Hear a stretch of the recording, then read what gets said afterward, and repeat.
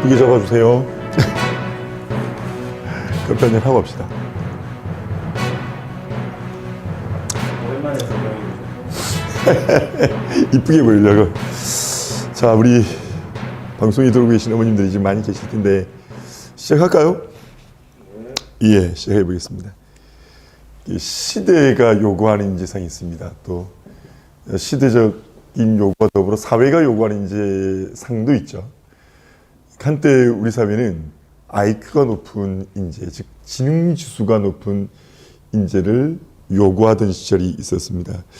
그러니까 공동체를 빠른 시일 내에 고속의 성장을 이끌어야 하는 시대가 있었기 때문에 그때는 아마 IQ가 좋은 인재를 선호했었던 것 같습니다. 안녕하세요, 유정근 원장입니다. 반갑습니다.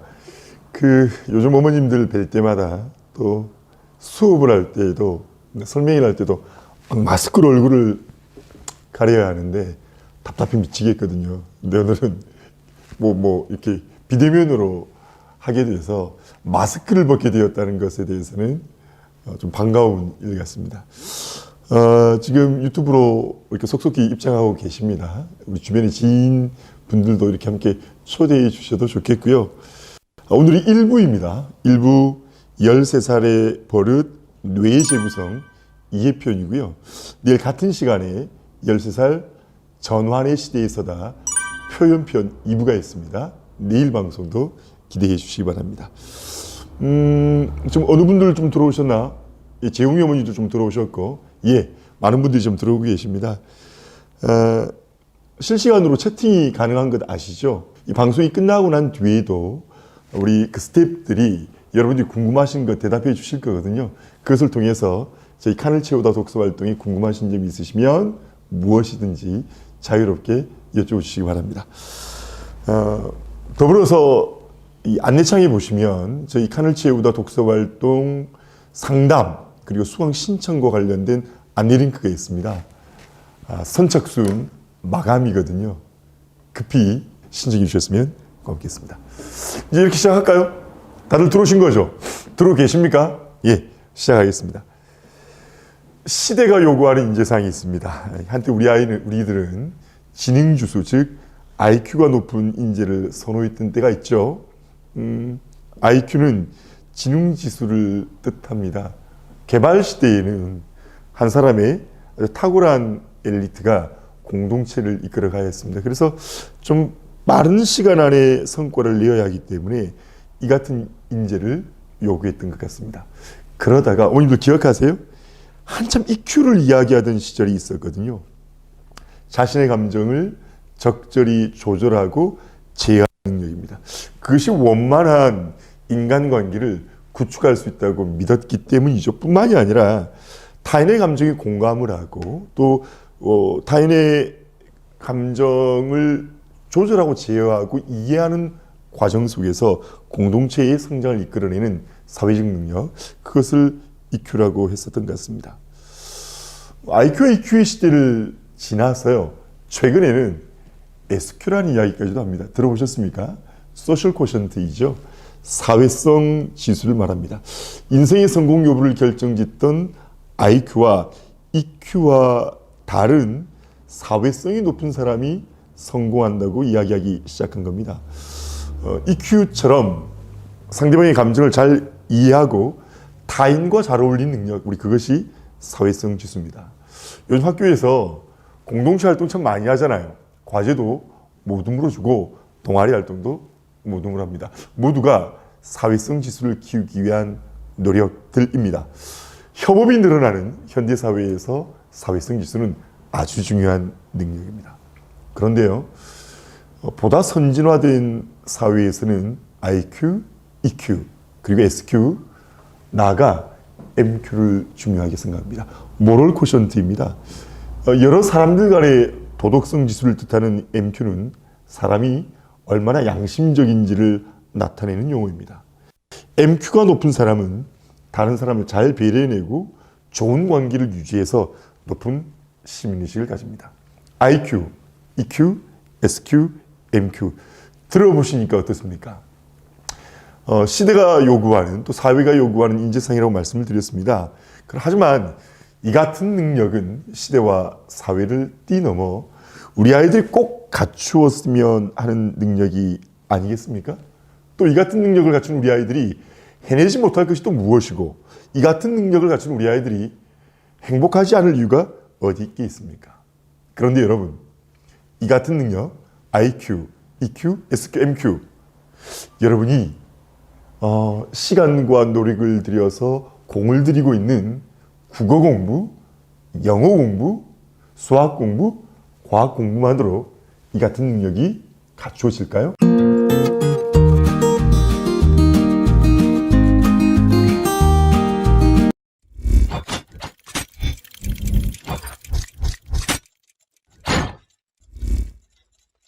아니, 우리 채팅창으로 퀴즈 한번 합시다.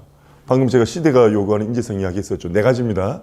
요 실시간으로 댓글창에 달아주시면 상품 없나? 있습니다. 상품 있는 걸로 합시다.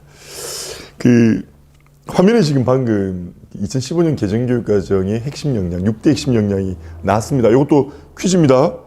6가지 핵심 역량, 창의적인 사고 역량, 지식정보 처리 역량, 자기관리 역량, 의사소통 역량, 그리고 뭐죠? 창의적 사고 역량, 그리고 표현 역량입니까? 심리적 감성 역량이었죠. 저도 생각이 잘 안 납니다. 저는 촬영 중이니까 기억하고 계십시오. 제가 돌발 퀴즈 나가겠습니다.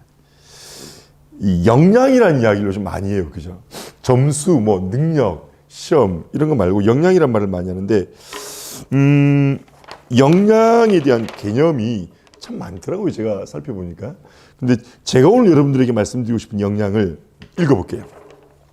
목표를 달성하는 데 가장 큰 영향을 미치는 바람직한 특성 혹은 높은 수준의 과업을 수행하기 위해 안정적으로 발휘되는 특성. 2015년 개정교육과정은 우리 아이들의 6대 핵심 역량을 이야기했습니다. 국어 몇 점, 수학 몇 점, 과학 몇 점으로 정량화된 수치로 이야기되는 우리 아이들의 성적, 우리 아이들이 살아갈 시대는 그런 시대가 아니라는 것입니다. 6대 핵심 역량을 제가 설명을 좀 해볼게요. 자기관리 역량 있잖아요. 자기관리 역량. 자아의 정체성과 자신감을 가지고 삶과 진로에 대한 기초 능력, 그리고 자질을 갖추면서 자기주도적으로 살아가는 능력을 말합니다. 창의적 사고 역량이 있어요. 우리 창의력이라는 말 참 많이 쓰는데요. 이 폭넓은 기초 지식을 바탕으로 해서 다양한 분야의 전문 지식, 기술을 또 융합적으로 활용하는 능력입니다. 어려워요. 우리 교육 과정이 우리 교육을 통해서 우리 아이들을 길러내고 싶은 방향이거든요. 학교 최소한 지금 6년 정도 보내고 계시는데 우리 아이의 자기관리 역량 어떻습니까? 어머님들의 아이 창의적 사고 역량 어떤가요? 인간에 대한 공감 능력, 문화적 감수성을 바탕으로 삶의 의미를, 삶의 가치를 발견하고 향유하는 능력이라는 심리적 감성 역량은 또 어떻습니까? 다양한 상황에서 자신의 생각과 감정을 효과적으로 표현하고 다른 사람의 의견을 경청하는 의사소통의 능력. 6년 동안 학교 다니면서 또 앞으로 우리 아이가 6년 동안 학교를 다니면서 이 같은 의사소통의 역량 얼마나 길러질 것이라고 기대하십니까? 지역이나 국가, 세계 공동체 구성원으로 공동체의 발전에 적극적으로 참여할 수 있는 공동체의 역량은 여러분들은 이 같은 6대 핵심 역량에 관심을 갖고 있습니다. 교육정책 입안자들이, 교육의 전문가들이 2015년 개정교육과정의 핵심 역량으로 손꼽은 이 같은 역량은 우리 아이들이 미래를 살기 위해 반드시 필요한 역량입니다. 이 같은 역량을 갖출 때 인문학적인 상상력과 과학기술의 창조력을 갖춘 동시에 바른 인성을 겸비해서 새로운 가치를 창출해내는 미래의 핵심 역량, 이것이 2015년 개정교육과정이 추구하는 인재상이기도 합니다. 국어, 영어, 수학, 과학. 여러분들이 그렇게 공을 들이고 있는 그 교과학습으로 우리 아이들의 이 같은 핵심 역량. 여러분, 안녕하십니까? 우리 아이들의 미래 안녕합니까?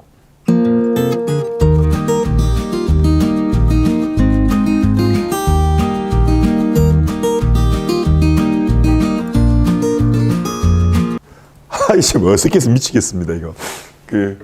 스튜디오에서 방송을 촬영하다 보니까 옆에 우리 저희 지금 실시간으로 함께 해주시는 우리 스태프분들께서 제게 자꾸 막 딱딱하다, 이 딱큐 찍지 말라는 이야기를 계속해서 제가 좀 진지했습니까?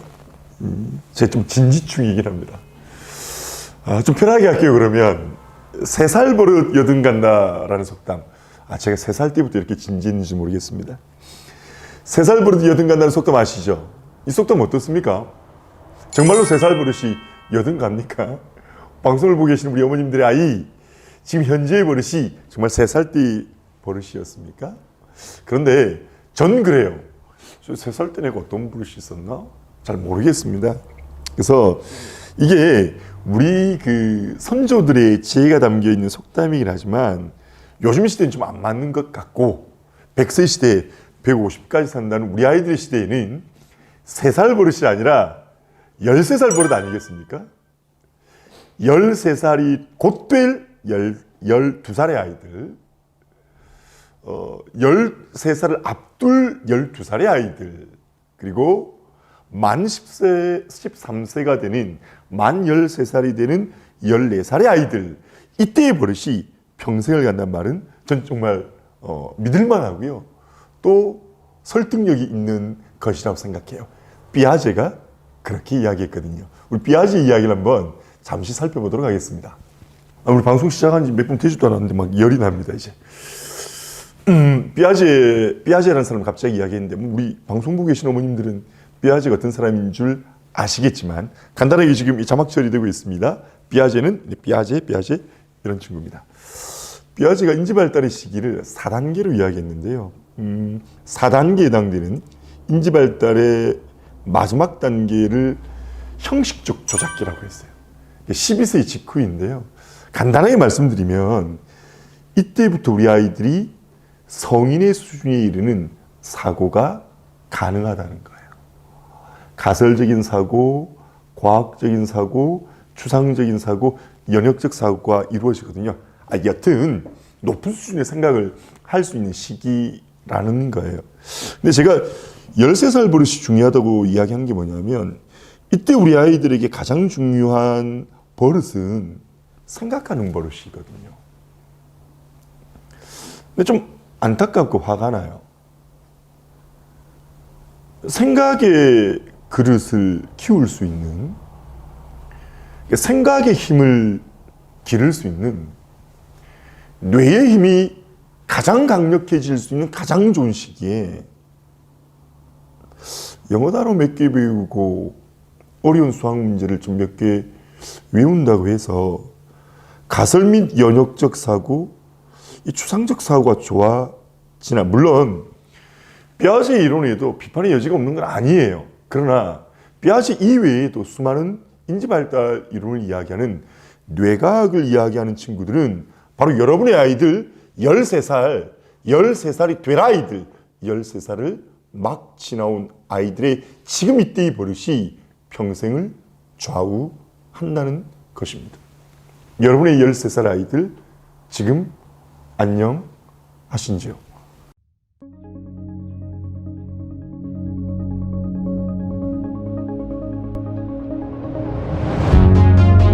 이쪽이 숙련된 독서가인회고 이게 초보적인 독서가인회입니다. 초보적인 독서가는 여러 곳에서 반응이 일어나면서 상당히 그 반응이 늦다 그럽니다. 두뇌세포와 두뇌세포를 연결하는 시냅스에 이렇게 마이엘린이라는 것이 계속 자극을 받으면 피막처럼 이렇게 형성이 된다 그럽니다. 그래서 마이엘린을 만들게 되면 두뇌세포에 재빨리 전달이 된다 그러죠. 이게 어린 시절에 결정이 된다 그럽니다. 이게 두뇌세포입니다. 노란 이것들이 이 뉴런, 뇌세포에 어떤 정기적인 자극이 들어옵니다. 이제 그러면 이것이 발을 뻗어나가는데요. 이렇게 근처에 있는 다른 뇌세포와 아주 얄팍한 연결이 만들어집니다. 그러면서 이 생각들은 계속 넓혀져 가는 거죠. 말씀드렸지만 만 5세부터 활성화가 되는 각회라는 지역이 있습니다. 시각과 청각과 언어 전체를 담당하는 일이죠. 여기가 전두엽입니다. 전두엽에서 약간 들어가면 브로커 영역이라는 언어 담당 영역이 있는데요. 이것은 말하기 영역입니다. 그래서 아이들은 먼저 말하기 영역이 자라게 됩니다. 그래서 아이에게 표현을 시켜줘야 되는 겁니다. 그리고 그 뒷부분에 듣고 문자를 해독하고 이해하는 베르니케 영역이 약 10세 정도로부터 발달을 하게 됩니다. 이때 아이들은 비로소 이제 언어를 잘 배울 수 있는 시기가 되죠.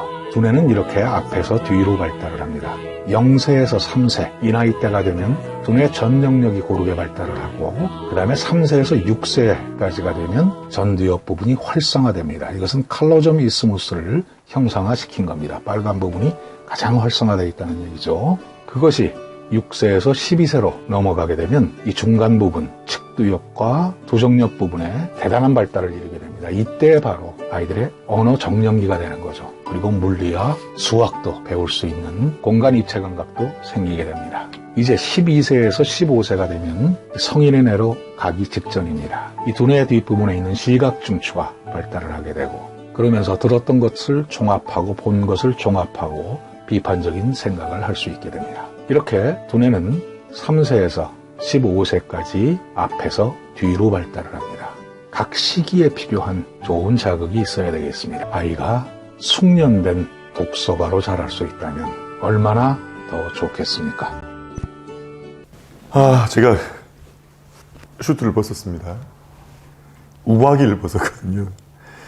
제가 설명을 할 때면 좀 화를 많이 내는 스타일, 제가 좀 화가 많은 사람인데 이 시점에서 저는 정말 화가 나기도 해요. 그래서 슈트를 입고 있을 수가 없었습니다. 그러니까 우리 교육이 갖고 있는 한계가 생각이 가장 좋아지는 이 시기에 그걸 놓치고 있어요. 또 심리적 감성이 개발될 수 있는 가장 좋은 시기를 놓치고 있다는 거죠. 방금 보셨던 영상을 통해서 우리는 놀라운 사실을 알게 됐지 않습니까? 뇌가 바뀐다니까요. 아니, 뇌가 바뀌어요. 우리가 추상적으로 생각하는 머리가 좋아져 라는 추상적인 개념, 또 감성이 좋아져 라는 추상적인 개념이 아니라 정말로 뇌의 물리적인 구조나 해부학적 구조가 바뀝니다. 좋은 뇌를 갖고 있다는 것은 좋은 감정을 가지고 있다는 것이고요. 좋은 뇌를 가지고 있다는 것은 좋은 생각을 할 수 있다는 것입니다. 그런데 뇌의 해부학적 구조를 바꿀 수 있는 가장 좋은 방법이 독서라는 것, 우린 그걸 알고 있습니다. 독서가 우리 아이들의 IQ, 그리고 EQ, SQ, MQ를 좋아지게 한다면 여러분은 어떤 선택을 하시겠습니까?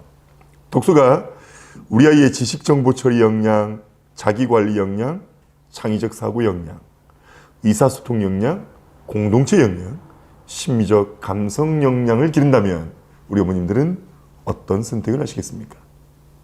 또한 독서가 다음과 같은 효용적 가치가 있다면 우리 어머님들은 어떤 선택을 하시겠습니까?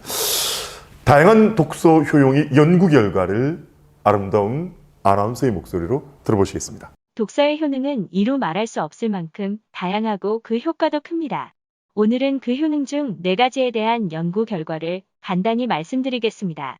이승주 기자입니다. 독서는 아이들의 뇌 발달에 도움을 줍니다.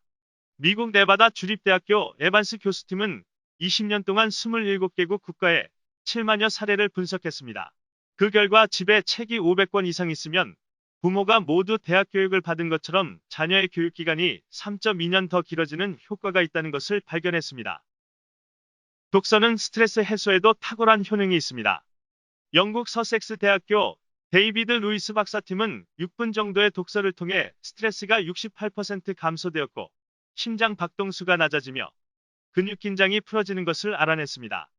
음악 감상과 커피 마시기, 산책 등이 스트레스를 줄이는 데 도움이 됐지만 독서에는 못 미쳤다는 것인데요. 특히 인터넷 게임은 스트레스를 21%밖에 줄이지 못했지만 심장 박동수는 오히려 높아지는 결과를 가져왔습니다. 독서를 하면 행복해집니다. 미국 메릴랜드 대학교 사회학과 연구진은 30년간 약 3만 명의 성인 데이터를 분석하였습니다. 그 결과 행복하지 않다고 대답한 사람은 대부분 여가 시간에 TV를 많이 보는 경향이 있었습니다. TV를 보면 일시적으로 행복을 느끼지만 장기적으로는 불행하다 느끼거나 후회하는 것을 발견했습니다. 반면에 장기적으로 행복하다고 답한 사람은 독서를 한 것으로 나타났습니다. 독서는 우울증도 예방합니다. 미국 피츠버그 의대 교수팀이 설문조사한 결과 아무것도 하지 않는 것보다는 음악을 즐겨 듣는 것이 우울증에 효과적이었고 음악보다 책을 많이 읽는 학생이 그렇지 않은 학생보다 우울증이 10분의 1로 감소하는 것으로 나타났습니다. 어떻게 보셨나요? 이만하면 독서가 어떤 영양제와 보약보다 훨씬 우리 아이들의 건강에도 도움이 된다는 것을 아셨죠? 우리 자녀의 건강한 몸과 정신을 위해 이제 부모님도 함께 책을 들도록 하자고요. 영상이 지금 나가는 우리 아나운서의 독서 요령의 그 논문들 소개하는 동안에 제 스태프분들께서 정작 저는 어떠냐고 물으세요. 혹시 여러분 그 아나운싱을 들으시면서 독서하면 머리가 좋아진다? 인지 발달에 도움이 된다? 이 소리에 귀가 들리세요? 아니면 행복감을 증진하고 우울증을 해소할 수 있는 만병통치약이다. 이 말에 귀가 기울이세요. 이제 제 이야기를 여쭈니까 말씀을 드리면 저는 그렇거든요. 성적 관리는요, 성격 관리예요. 그러니까 13살부터 아이 좀 이상해지기 시작하잖아요. 저 녀석이, 어제 그 녀석이 맞나 싶을 정도로요. 근데 사춘기의 뇌란 책을 읽어보시면 내 아이가 갑자기 나빠진 게 아니에요. 이 녀석이 왜 이러지가 아니라 사춘기의 뇌는 그렇게 생겨 먹었거든요. 그래서 이 아이가 행복감은 혹시 못 느끼더라도 덜 불행하게 느끼고 기쁨, 환희는 혹시 못 느끼더라도 우울증은 안 느껴야 하는데 독서가 행복감을 증진하고 우울증을 해소할 수 있는 방법이 된다면 여러분들을 도와주는 거죠. 여러분들이 하기 어려운 일들 책이 도와줍니다.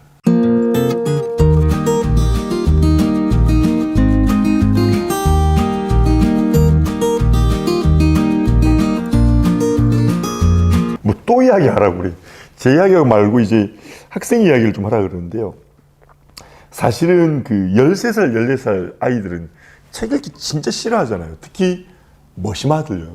축구공 하나 들고 운동장에서 막 뛰어 놀기만을 좋아하는 아이들을 책을 읽게 한 경험을 한번 이야기해 보죠. 그러면 그 우리 현재 신시가지에 살던 아이예요. 지금도 살고 있습니다. 정말 축구밖에 할 줄 몰라요. 그러니까 저를 만나러 오면 그냥 막 땀으로 막 절어서 무릎은 늘 까져 있고 발목에 늘 테이핑을 한 축구밖에 모르는 아이인데 이 아이에게 책을 좀 읽혀야겠다고 생각을 한 거예요. 그래서 어떤 책을 좀 읽을까? 아무리 생각해도 이게 방법이 없는 것 같아서 이 아이가 좋아하는 걸 읽게 하자는 생각을 하게 된 거죠. 그래서 제가 이 책 제목이 정확하게 맞는지 모르겠어요. 검색 좀 해보실 수 있습니까? 원동중 야구부인가? 실화를 바탕으로 한 소설이에요. 원동중이면 밀양이죠. 밀양일 거예요. 원동중 야구부 있습니까? 책 제목? 예, 있죠. 유튜브로도 있네요. 얘네들 이야기를 소설로 만든 게 있었는데 운동부 아내에게 이 책을 읽혔단 말이죠. 그랬더니 책이 재밌다는 걸 알게 된 거야. 그걸 비롯해서 아이가 책을 읽기 시작해요. 우선 책에 대한 흥미를 갖게 된 거죠.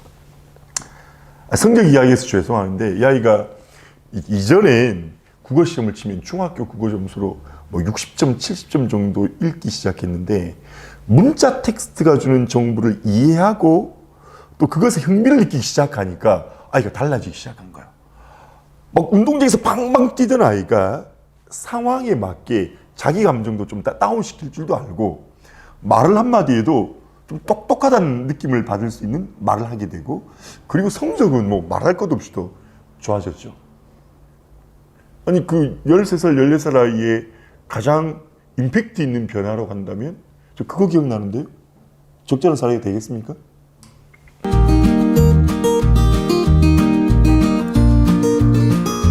지금 이제 영상으로 알쓸신잡의 영상이 나가는데 제가 이 영상을 우연하게 보게 되었습니다. 장미 이름 푸코이추의 작가인 움베르토 에코 이야기를 하길래 이 영상을 보기 시작했는데, 이 영상이 저희 독서활동 칸을 채우다의 거의 모든 핵심적인 어떤 그 가치를 담고 있어서요. 좀 다독이지 말자. 우리 아이들 좀 다독다독거리지 마. 이런 말 하는데, 많이 읽는 것, 독서량에 얽매이지 말자는 이야기예요. 저희는 한 달에 한 권 읽기 하거든요. 슬로우 리딩 하자는 겁니다. 독서량에 우리가 매몰될 것이 아니라 한 권이라도 제대로 읽자. 이것이 저희 독서활동의 취지인데, 소설가 김영하도, 유시민도, 그리고 우리 과학 콘서트의 정재승 박사도 같은 이야기를 하고 있습니다. 뭐 독서 학원을 보내든 책을 읽게 하고 난 뒤에는 이 아이 말하는 게 달라지고 또 글 쓰는 게 달라지고 아는 게 많아지는 걸 바라시는 것 같아요. 욕심이 과하신 거죠. 잘 쓰려면 깊게 생각할 줄 알아야 하고, 깊게 생각하려면 우선 많이 읽어야 해요. 그런데 알쓸신잡이 이 영상에서도 말하는 게 하나 있습니다. 우린 책을 읽는 이유가 위대한 작가들 또는 위대한 필자들의 이야기를 옮겨와서 내 머릿속에 저장시키는 게 아니라고요. 그보다 더 중요한 것은 이 세상의 진리들이 완전 무결한 게 없잖아요. 심지어 우리 교과서에서 배우는 진리도 일리가 있을 뿐이에요. 하나 이치일 뿐이란 말이죠. 무리가 없어서 일리가 있어서 담아놓은 것인데, 우리 아이들은 교과서를 중심으로 공부하는 아이들은 교과서의 세계가 교과서에서 담고 있는 진실과 진리가 모든 것인 줄 아는데, 그것은 일리에 불과하므로 독서 활동을 통해서 또 다르게 이야기하는 사람들의 관점도 좀 알아보자. 그리고 내게 가르침을 주는 그들의 이야기도 비판적 시각으로 좀 바라보자. 이것이 독서의 궁극적 목적이라는 것, 이들이 이야기하고 있습니다. 독서 활동에 몰입하게 되는 것이죠. 몰입하여 책을 읽게 되면, 그래서 책을 사랑하는 아이가 된다면, 엄마가 시켜서 이거 하면 스펙이 좋아져서가 아니라 내적인 동기에 의해 책을 사랑하게 된다면, 오늘 제가 여러분들께 충분히 말씀드렸던 독서의 효용은 자연스럽게 좋아지는 것이죠. 영상 마지막으로 조금만 더 보겠습니다. 영상과 제 목소리가 좀 겹쳐서 나오는 게 어떨지 모르겠는데요. 종종 저희 어머님들이 그러세요. 중학생 읽기에 너무 어려운 책들 아니에요? 헬레나 노르베리 호지 여사의 오래된 미래를 읽거나, 레이첼 카슨의 침묵의 봄, 올독스 헉슬리의 멋진 신세계, 프란츠 카프카의 변신 등을 읽으면, 알베르 카미의 패스트를 읽으면 너무 어려운 것 아니에요? 라고 질문하는 어머님들이 계세요. 어려워서예요. 좋은 책은 어머님들 말씀처럼 어른들도 그 책들 한 번 읽고 이해하기 어렵잖아요. 한 번 읽고 말자는 게 아니거든요. 두 번 또 읽고 세 번 더 읽을 수 있는 사랑하는 책을 만들자는 건데, 그런데 혼자 읽으면 어려울 수 있어요. 이해하기 어렵죠. 저도 그 책들을 모두 읽고 작가가 말하고자 하는 메시지, 여러 가지의 어떤 가치들을 제가 다 알겠습니까? 두 번 읽고 세 번 읽을 때 알게 되는데, 우리 아이들은 두 번 혹은 세 번 읽는 노력을 덜 해도 되죠. 왜? 함께 하니까 그래요. 함께 있는 독서임이 그렇거든요. 내가 미처 하지 못한 생각을 친구들의 음성을 통해서 알게 돼요. 내가 미처 깨닫지 못한 내용들을 함께 토론하면서 알게 되죠. 독서의 가치는, 독서 활동의 가치는 바로 이런 것에 있습니다. 우리는 독서 행위를 액세서리 취급하고 싶지 않습니다. 그래서 책을 읽는 행위를 지적 허용을 채우기 위한 수단으로 삼지 않으려고 합니다. 독서 활동에 몰입해서 궁극적으로 책을 사랑하는 아이로 성장하기를 바라는 소망을 칸을 채우다 독서 활동에 담았습니다. 책을 사랑하는 사람은 스스로 행복을 개발할 줄도 알고, 우리 곁에 머물게 하지 않고 끊임없는 지적 활동을 통해서 고도의 사고력을 가진 사람으로 성장해 갑니다. 그래서 우리는 아이들에게 많이 읽으라고 다독거리지 않습니다. 우리가 독서를 하는 까닭은 한 권의 책을 우리의 거울로 삼는 거예요. 나를 비춰보고 내가 살고 있는 우리 사회를 비춰봄으로써 내가 우리 사회를 위해 무엇을 해야 될까 고민하게 하는 활동입니다. 한 권이면 충분합니다. 왜냐하면 한 권에 담겨 있는 인물의 심리, 성격, 태도, 인물 간의 관계, 작품의 역사적인 배경, 사회, 문화적 맥락, 그리고 작가의 생애와 관련된 사건이나 갈등과 관련된 12개 혹은 16개의 활동을 통해 깊은 지적 활동을 합니다. 저는 오늘 여러분들께 독서의 필요성에 대해서 말씀을 드렸습니다. 단언하건대 만일 여러분들이 현명한 어머님이시라면 자녀를 위해 해야 될 단 하나의 일이 있다면 그것은 분명 독서입니다. 오늘은 독서의 필요성을 이해와 관련해서 말씀을 드렸고요. 내일은 13살 전환의 시대에서다 표현편을 여러분께 알려드리도록 하겠습니다. 독서 활동이 보다 구체적으로 어떻게 진행되는지에 대해서 말씀드리는 시간이 될 것이고요. 제가 방송을 마치고 난 뒤에도 채팅창에 계속해서 어머님들 궁금한 점을 해결해 드리기 위한 채팅이 계속 이루어질 거고요. 또 독서 활동에 대한 상담, 또 수강 신청과 관련된 안내 링크가 있습니다. 좀 아쉬운 말씀을 드리자면 현재로서는 저희가 저희 모든 센터에 많은 강좌를 열어드릴 수는 없어서 선착순 마감할 수밖에 없다는 안타까운 말씀을 또 함께 제공해 드립니다. 오늘 이 영상을 다 못 보신 분들은 이제 내일까지는 이 영상이 열려 있을 테니까요. 함께 또 보셔도 되겠고 지인들께도 함께 전달해 드려도 괜찮은 거죠? 예. 새로운 형식의 설명회를 진행해 보았습니다. 내일 방송은 좀 더 편안하게 할 수 있을 것 같습니다. 내일 13살 대전환의 시대에 선 우리 아이들의 이야기 표현편으로 다시 만나겠습니다. 오늘 함께 해주신 여러분들 감사합니다. 고맙습니다.